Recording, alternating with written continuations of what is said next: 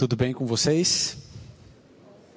Bom, é muito bom poder estar aqui mais uma vez, poder receber cada um de vocês para juntos aprendermos mais da palavra de Deus. Hoje nós estamos finalizando um projeto que começou no coração de Deus e que trouxe um recado a cada um de nós. Querido, nós somos seres relacionais. Deus nos criou para nos relacionarmos. Nós precisamos de bons relacionamentos, na escola, na universidade, no trabalho e sobretudo em casa. Quando nós nos casamos, não importa se faz 3 anos, ou 30 anos, ou 60 anos, como vimos aqui no testemunho, todos nós tínhamos no coração o desejo de termos bons relacionamentos. Talvez você venha de uma família feliz, bem estruturada, e teve o desejo de repetir, de perpetuar a experiência agradável de ter pais tementes a Deus, viveu em um lar saudável, feliz emocionalmente. Mas talvez você tenha vindo de um lar destruído, onde você foi muito magoado, onde você sofreu muito, e você teve vontade de, quando se casar, quebrar esse ciclo de tanta tristeza e dor, e você quis ser feliz. Querido, o final último, ou a finalidade última de todo ser humano é felicidade. Todos nós só queremos isso na vida, felicidade. Entenda, o indivíduo que trai, ele faz isso para ser feliz. O indivíduo que não trai, faz isso para ser feliz. O indivíduo que bebe bebida alcoólica, faz isso para ser feliz. Quem não bebe, faz isso para ser feliz. Então, a gente precisa estabelecer um padrão de compreensão. Mesmo a pessoa estando errada, errando, pecando, ela faz isso para ser feliz. É a busca, às vezes desenfreada, do ser humano para conseguir se encontrar, entender e sentir um propósito na vida, encontrar sentido. Sentido nos 2 significados da palavra. Sentido na ideia de direção para a vida e sentido na perspectiva de sentimentos corretos, de sensibilidade correta para poder viver e ser feliz. Agora, nessa busca desenfreada, a gente magoa e é magoado.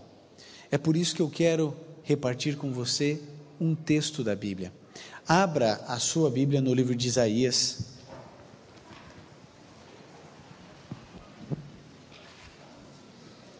E você vai encontrar no capítulo 30, no verso 21, palavras muito importantes. Isaías capítulo 30, verso 21 diz assim, verso 21 do capítulo 30: quer te desvies para a direita, quer te desvies para a esquerda, os teus ouvidos ouvirão a palavra que será dita atrás de ti, este é o caminho, andai nele. Esse é o plano de Deus. A gente busca a felicidade às vezes em lugares onde ela não existe, mas a Bíblia tem uma promessa dizendo: quer te desvies para a esquerda, quer te desvies para a direita, ouvirás uma voz por trás de ti dizendo: este é o caminho, nele andai. Essa semana de reflexão da família é a voz de Deus dizendo: reflita, pare, pense no que você tem feito, pense no que você não tem feito, em relação à sua esposa, em relação ao seu marido, em relação aos seus filhos, em relação aos agregados. Reflita. Vejam, a gente estudou aqui durante a semana que Deus é o criador da família. Foi Ele quem determinou o casamento. Foi Ele quem disse: não é bom que o homem esteja só. Foi Ele quem definiu o casamento. Foi Ele quem disse: o casamento deve ser heterossexual, monogâmico e vitalício. E foi Jesus quem defendeu o casamento. O que Deus uniu, que não separe o homem. Esse sonho de Deus, de você ter uma família feliz, é o mesmo sonho que você tem. E quando a vontade humana se une à vontade de Deus, pode ter certeza, as coisas funcionam. Mas a gente precisa repensar no que temos feito e como temos feito. Nós vivemos em uma sociedade totalmente erotizada. E eu me espantei e me assustei quando eu li um filósofo francês com a seguinte ideia: fidelidade não implica em exclusividade. Preste atenção na sagacidade dessa expressão. Ele queria dizer que você pode ser fiel à sua esposa e ao seu esposo, mas que essa fidelidade não implica em você ser exclusivo para ele ou para ela. Você pode viver outras aventuras emocionais e ainda assim ser fiel ao seu sentimento, ao seu carinho, você prover as situações para dentro de casa, pagar as contas. Fidelidade não implica em exclusividade. O homem beira a loucura todo o tempo em que escolhe se afastar de Deus. E nós estamos criando uma sociedade que não consegue mais esperar, que os sentimentos e relacionamentos são artificiais, descartáveis e recicláveis. E se nós não nos levantarmos contra tudo que está aí, repensarmos a nossa maneira de viver os nossos relacionamentos, nós seremos engolidos por essa sociedade desumanizada, que procura cada vez mais a felicidade onde ela não existe. A gente precisa viver bem e viver feliz. Você casou para ser feliz. Você quer que os seus pais sejam felizes. Todos nós queremos a mesma coisa. Então vamos buscar a felicidade na única fonte de felicidade que existe. Querido, é tão simples. Se eu quero comprar pão, eu não vou a uma papelaria, porque papelarias não vendem pão. Se eu quero pão, eu vou a uma panificadora, porque lá eles fazem pão. Você vê a sua família destruída, você vê a indiferença corroendo dia a dia. Vocês moram debaixo da mesma casa, mas não são felizes. Vocês têm um relacionamento puramente artificial e não conseguem a plenitude daquilo que você sempre sonhou. Querido, vá buscar pão onde faz pão. Vá buscar a felicidade onde existe. Você imagine que a sagacidade do lar, da família é tão grande, que Deus quer e Deus sonha e imagina que na sua casa, se você permitir, você poderá viver um pedaço do céu aqui na terra. É como se o céu descesse ali na sua casa e ali você conseguisse viver a atmosfera do céu. Deus não sonha nada menos do que isso para você. Deus se alegra em fazer morada na sua casa, no seu apartamento. Mesmo que uma porta do guarda-roupa precise de conserto há muito tempo, mesmo que uma torneira insista em pingar, ali Deus se alegra em morar. Não importa se você mora numa choupana, longe do projeto piloto aqui em Brasília, ou na periferia de alguma cidade, ou se você mora no bairro mais nobre da cidade onde você vive. Não importa se o seu apartamento tem 400 metros quadrados ou 40, Deus se alegra em morar na sua casa. A minha e a sua casa deve ser a casa de Deus aqui na terra, mas Deus nunca invadirá nossa privacidade. Eu e você precisamos convidar o Rei do Universo para morar conosco, para habitar no nosso lar. Quando isso acontecer, o ambiente da minha casa e da sua casa será diferente. E sabe, as pessoas que entrarem no nosso lar perceberão isso. Talvez elas não consigam trazer isso à consciência, talvez elas não consigam verbalizar isso, mas o lugar onde Deus está é sentido, mesmo que a nossa razão não consiga penetrar a presença de Deus na nossa vida. Quantas vezes em meu ministério eu tenho ouvido pessoas reclamarem do cônjuge e orarem para que Deus transforme o marido ou a mulher, mas poucas vezes eu tenho ouvido pessoas falarem assim: pastor, eu preciso que Deus me transforme para abençoar o meu marido ou a minha esposa. Então funciona assim na nossa mente: meu marido está errado, minha esposa está errado. Senhor, muda o meu marido, muda a minha mulher, ajuda, cuida dele.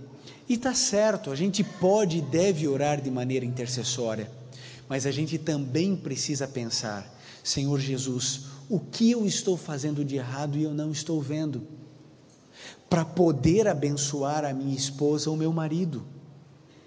Eu preciso me colocar também numa disposição de transformação de atitudes. O seu marido pode ser o pior da terra, a sua esposa pode ser a pior da terra, mas você não é perfeito. Então, ore de maneira intercessória, mas também ore para que a sua vida seja transformada. Eu me lembro de ter entrado em contato com uma história de uma mulher que tinha uma característica. Para alguns podia ser um defeito grave, para outros não, mas a realidade dessa mulher era que ela não fechava gavetas. Todas as gavetas que ela abria, ela não fechava. Tem tanta gente com tanta mania nesse mundo. Essa mulher abria a gaveta e não fechava. Durante os 2 primeiros anos de casamento não teve problema nenhum, o marido nunca se importou com isso, mas depois começou a incomodar. Mais de 700 dias ela abrindo gavetas e ele fechando. Chegou um dia que ele falou assim: olha, isso está me incomodando. E ele pensou: nós nos damos bem, nós nos amamos, somos pessoas racionais, nós vamos conversar e ela vai passar a fechar gavetas. Eu nunca reclamei isso a ela, ela vai compreender. E ele sentou e falou assim: amor, tem uma coisa me incomodando. Ela disse: o que é? Estou fazendo alguma coisa de errado? Ele falou assim: não é errado, mas é que está me incomodando. Ele falou: mas o que é? Ele falou assim: é que você, quando abre as gavetas, não fecha. Ah, isso está incomodando? Tá. Eu falei assim: então eu vou fechar. Aí ele falou: que bom, então resolveu o problema. Mas passou uma semana, 2, ela não fechava as gavetas. Passou mais 2 semanas, ela continuou não fechando as gavetas. Ele se incomodou e agora ele ficou um pouco mais áspero nas suas conversas, né? Ele falou assim: bom, agora eu tenho que mostrar que isso realmente me incomoda. E ele preparou todo um discurso. Ele colocou ela em frente ao guarda-roupa, abriu a porta do guarda-roupa, tirou a gaveta ali do armário e disse: isso aqui é uma roldana, isso aqui é um trilho, e você despende fisicamente mais energia para abrir a gaveta do que para fechar a gaveta. Então eu gostaria que você fechasse as gavetas que você abria. Veja, eu não estou pedindo para você fechar todas as gavetas do mundo, nem as gavetas que eu abro. Eu só estou pedindo que você feche as gavetas que você abre, porque há 2 anos você não fecha gavetas. E ela disse: amor, me desculpa, é um hábito, desde pequena eu não fecho gavetas, então para mim é difícil, mas eu vou fechar, prometo a você que eu vou fechar. Só que passou uma semana, ela não fechava, 2 semanas, e aquilo que era uma coisa aparentemente tão pequena, tomou uma proporção ainda maior. Ele já não sabia o que fazer com a mulher ou com as gavetas. Ele pensou em tirar todas as gavetas da casa. Mas ele pensou: eu não posso me privar de ter gavetas em casa, porque ela não fecha. Ele não sabia o que fazer mais. E aí então eles tinham uma filhinha, e um dia eles moravam num sobrado. A filhinha deu um grito, ela estava na parte de cima do sobrado, e os dois que estavam embaixo correram, e a menina tinha batido o olho na quina de uma gaveta aberta. Por pouco não cegou a menina.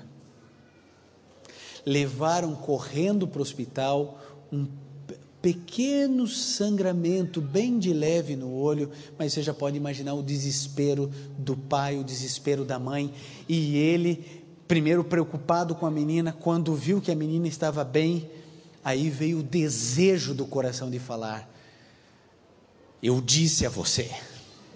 Ele tinha, como dizem, a faca e o queijo na mão, mas ele pensou: não vou fazer isso.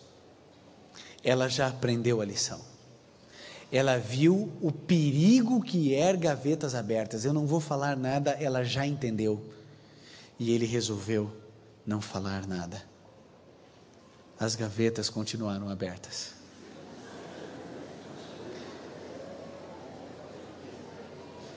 Eu não sei o que você faria, mas eu sei o que esse homem fez.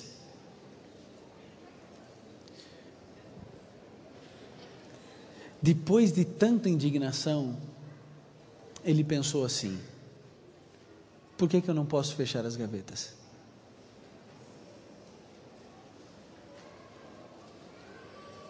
Querido, a gente fecha a gaveta de tanta gente nessa vida, no trabalho, na igreja, na universidade. Por que ele não podia fechar as gavetas da sua esposa? Gente, vocês não sabem, mas esse homem se transformou no maior fechador de gavetas do mundo. Ninguém sabe fechar uma gaveta como esse homem. É impressionante. Você se surpreenderia ao ver a habilidade dele. Essa história para mim reflete uma coisa: o nosso cônjuge tem limitações, como eu tenho, como você tem.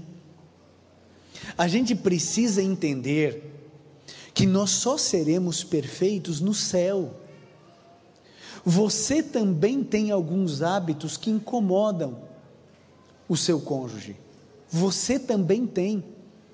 É claro que essa história de fechar gavetas, eu acredito que todos aqui fechemos as gavetas em casa. Pelo menos eu espero. Se você não fecha, conversa comigo aqui a saída, para a gente ver o que faz. Mas existem tantas outras realidades na nossa casa, na nossa família, tantos hábitos que a gente carrega, tantos traumas e complexos que a gente herda ou adquire durante a vida, que a gente leva para o casamento. A gente não leva só coisa boa para o casamento, a gente leva a gente. E em alguns momentos isso machuca, mas sabe, quando eu estava lendo essa história, eu me surpreendi, porque a minha primeira reação era: será que eu fecharia as gavetas? Mas esse homem disse: olha, hoje eu sou casado há tantos anos, continuo fechando as gavetas. Eu pensei: olha, quantas gavetas a minha esposa fecha para mim todos os dias, quantas vezes. Eu me lembro logo no início do meu casamento, quando eu estava comendo uma manga, sabe, né, fruta, manga, estava comendo uma manga, e conversando com a minha esposa. De repente, no meio da conversa, ela levantou e saiu. Quero dizer que essa história eu tenho a permissão por escrito, registrada em cartório, para poder contar. Ela levantou e saiu. Eu não entendi nada, mas a manga estava tão boa, que eu falei: eu estava ali. Em uma outra ocasião, um outro mês, eu estava comendo a manga e ela levantou e saiu. E eu pensei: será que a relação entre a manga... E eu cheguei e falei assim: o que está acontecendo? Porque toda vez que eu como manga, você levanta e vai embora. Ela dizia assim: eu não suporto o jeito que você come manga. Eu falei assim: gente, eu mastigo de boca fechada tudo. Minha mãe nunca reclamou disso. Eu morei em internato 4 anos, comia manga. Nunca ninguém falou isso. Agora o que eu vou fazer? Senhor, ajuda minha esposa para que ela suporte eu comer manga? Não, eu vou falar assim: Lu, então quando eu for comer manga, deixa eu comer num processo, né, assim como se fosse um ermitão, só eu, dentro de casa, ou me explique como é que eu devo comer, para que você fique bem. É quando você se preocupa em ser uma bênção para sua esposa ou para o seu esposo. É a gente querer mudar, não é a gente querer mudar o outro. Mude você primeiro, antes de exigir a mudança do outro. Olha, todas as vezes que eu aconselho casais, eu percebo uma coisa: quando eu ouço a história do homem, eu penso, que mulherzinha. Quando eu ouço a história da mulher, eu falo, que homem. Porque cada um tem a sua verdade. Ou você vai provar que você está certo e que você é a vítima da história, ou você vai resolver o problema. Essa semana foi aberta para você acreditar que é possível você ser feliz. Não importa se você já está com 50 anos de casamento, a gente pode ser feliz vivendo e antecipando o céu na nossa casa, no nosso quarto, na nossa sala, na nossa cozinha. Basta a gente querer, porque Deus quer desesperadamente habitar na sua casa, no seu cantinho, no seu espaço. O que a gente precisa é falar: Jesus, faça a tua morada aqui. Nos ajude, Senhor, a estarmos juntos.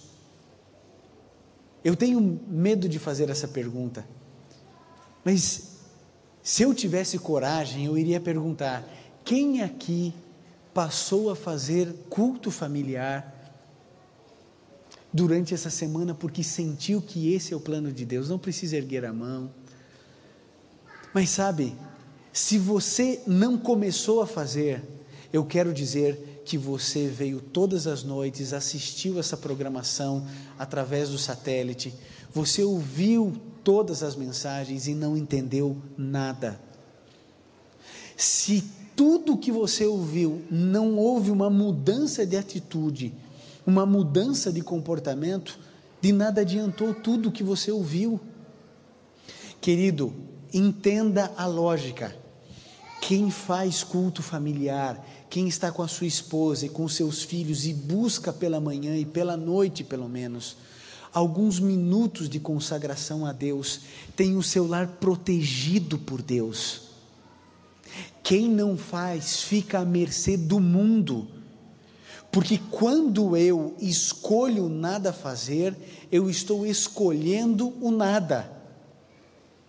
Eu estou escolhendo um casamento vazio, eu estou escolhendo a infelicidade, eu estou abrindo a porta do adultério, abrindo a porta da pornografia, abrindo a porta do sofrimento, da tortura emocional, abrindo a porta do descompasso na educação dos filhos, porque eu e você não sabemos guiar o carro da nossa vida.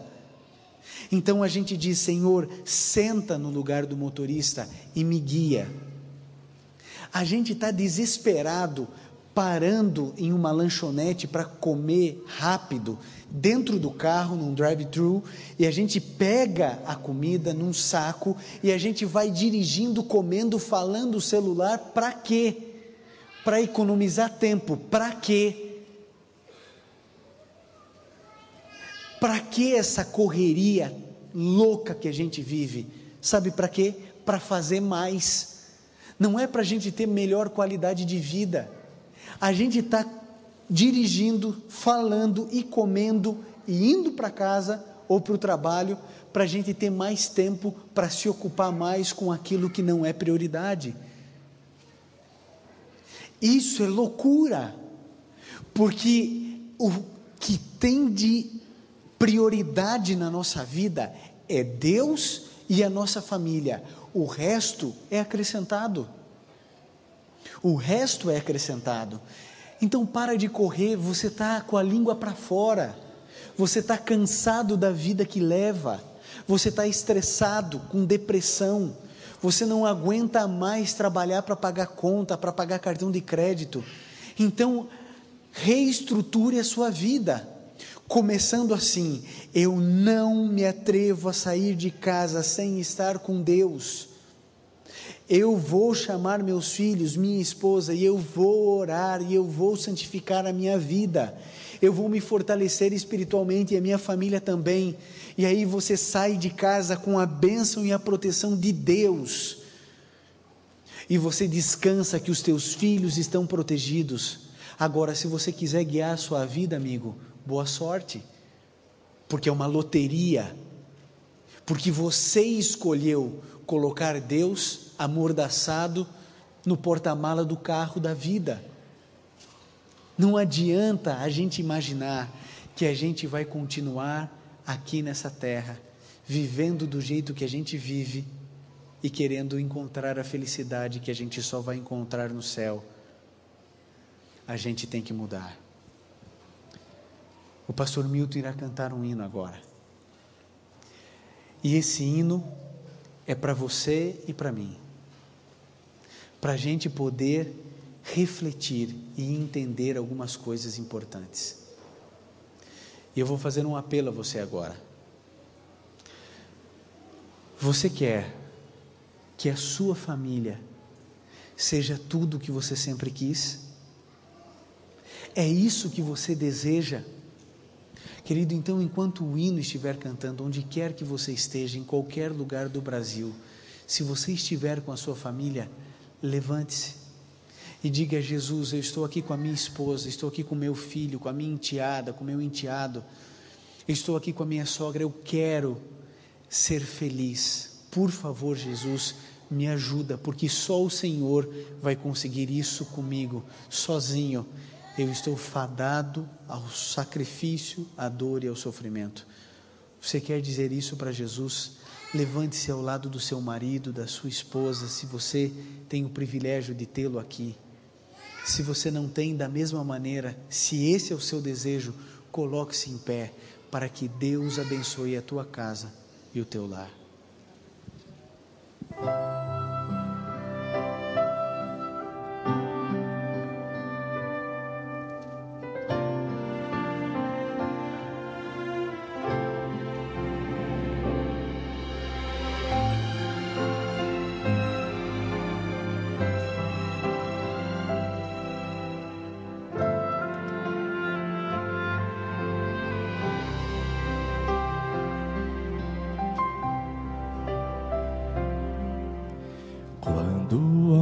Para o céu procuro onde estás, penso no universo e me sinto aqui tão só.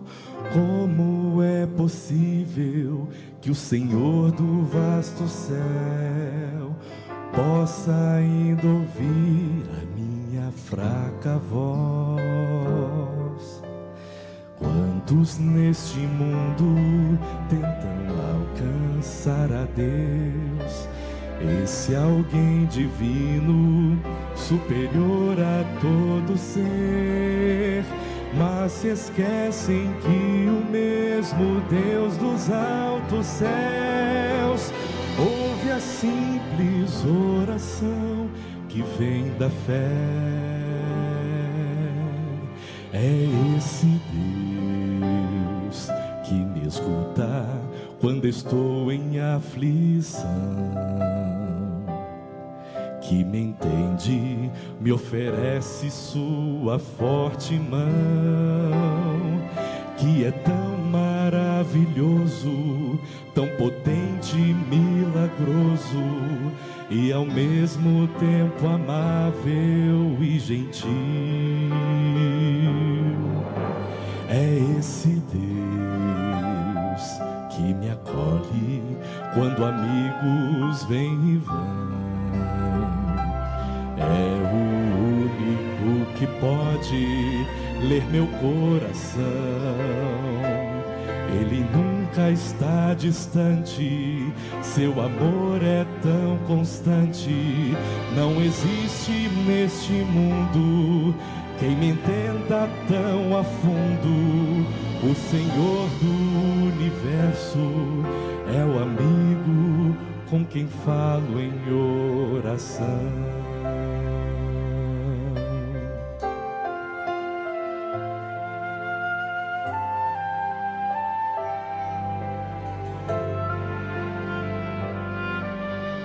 Quando eu vejo a grandeza de um Deus assim, olho para mim e não consigo entender.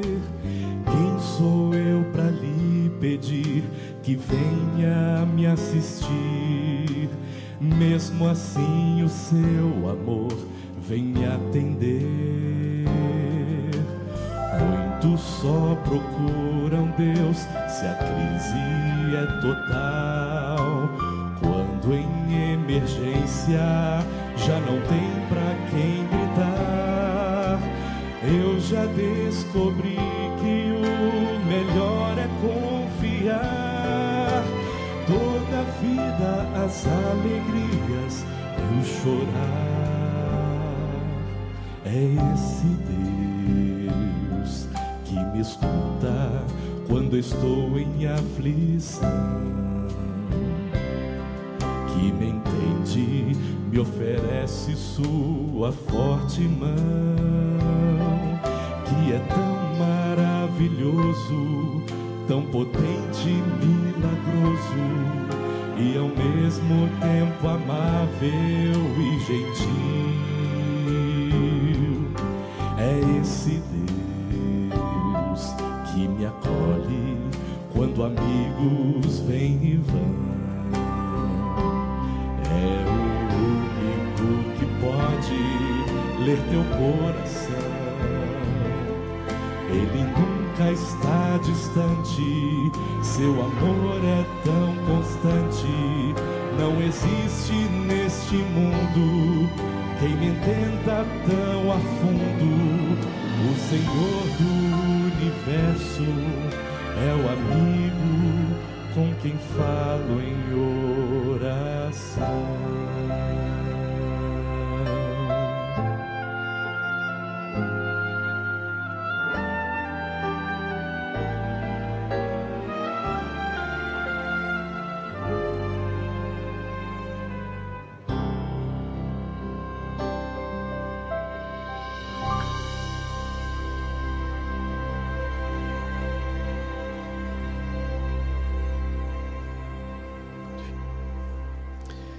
Quero chamar a minha família para vir aqui.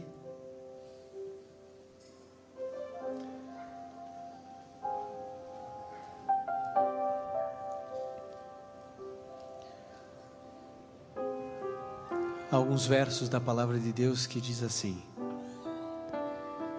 melhor é serem dois do que um, porque tem melhor paga do seu trabalho.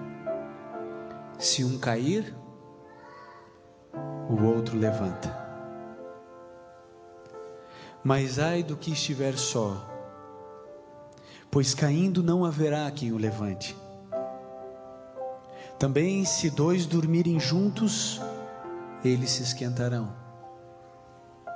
Mas se um só estiver, como se esquentará? Se alguém quiser prevalecer contra um, os dois lhe resistirão. Um cordão de 3 dobras não se quebra tão facilmente. O sábio Salomão vem falando a respeito de 2 o tempo inteiro,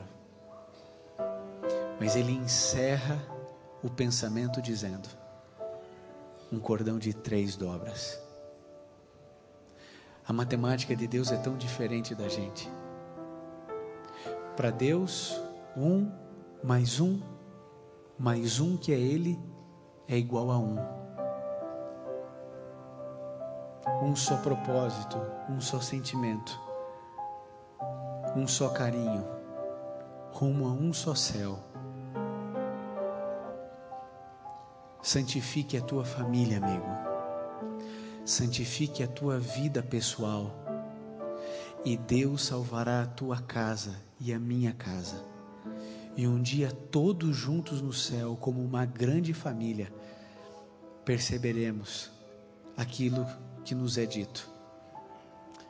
A nossa leve e momentânea tribulação produziu para nós eterno peso de glória.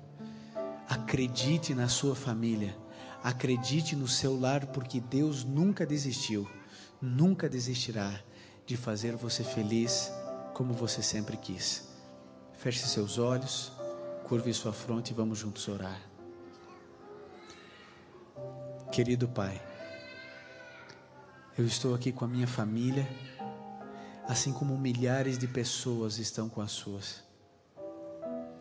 Obrigado, Pai, porque um cordão de 3 dobras não se quebra tão facilmente. Quando colocamos o Senhor como o primeiro em nossa vida, temos a certeza da Tua proteção, temos a certeza de que a nossa família é acariciada por Ti, que o Senhor corrige a nossa rota, que o Senhor fica atrás de nós dizendo: esse é o caminho, ande por ele. Nos ajude, Senhor, a andarmos nos Teus caminhos. Nos abençoe, abençoe nossos filhos, nossas filhas, abençoe a nossa casa, o nosso lar, que possamos realmente viver a atmosfera do céu na nossa casa. Fica ao lado de todos nós, restaura-nos, Senhor, para o Teu reino, em nome de Jesus, amém. Que Deus nos abençoe.